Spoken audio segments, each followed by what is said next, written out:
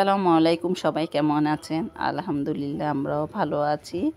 যারা অন্থন ভেঙে যাওয়ার ভয়ে অন্থন বানাতে চান না, আম একটার সাথে একটা লেগে যাওয়ার ভয়ে বানাতে ভয় পান যে আমি অন্থন বানাবো না, রোল সমুচা বানাবো।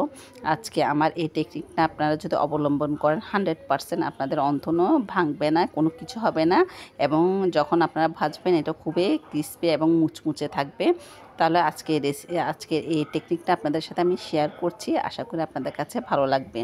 ওই তো দেখেন, আমি অন্থনটায় হালকা, যখন আমার তেলটা গরম হয়ে যাবে আমি অন্থনটা হালকা করে ভেজে নিব।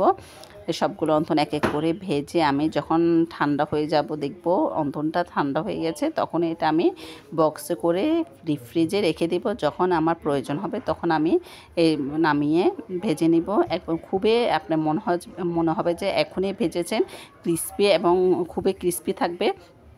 যারা এই অন্থন বানানোর ভয়টা পান, আজকে এই টেকনিকটা আমি তাদের সাথে শেয়ার করেছি। আপনারা যদি অনেকে হালকা ছেঁকে রাখেন, আমার কাছে মনে হয় হালকা ছেঁকে রাখা থেকে একটু তেলে যদি হালকা করে ভেজে নেন, এটা আরও অনেক দিন ভালো থাকবে। আশা করি আমার এই টেকনিকটা আপনাদের কাছে ভালো লেগেছে, আপনারাও বাসায় অবশ্যই ট্রাই করবেন। তো এটা এখন আমি তেলে ভাজার পরে এটা আমি যখন ঠান্ডা হয়ে যাবে তখন এটা আমি ডিপ ফ্রিজে সংরক্ষণ করে রাখবো। তো আপনারা দেখতে থাকুন আমি কিভাবে এটা হালকা করে ভেজে নিব। আপনার যখন গেস্ট আসছে তখন সাথে সাথে আপনারা এটা ভেজে নেবেন, কোনো রকম এটার মধ্যে পানিও থাকবে না, কোনো কিছু থাকবে না। ওই তো এখন আমার এটা যখন ঠান্ডা হয়ে যাবে এটা এখন আমি ডিপ ফ্রিজে সংরক্ষণ করে রেখে দিব। যখন আমার গেস্ট আসবে সাজিয়ে দিব। তাহলে সবাই ভালো থাকবেন, সুস্থ থাকবেন। আসসালামু আলাইকুম।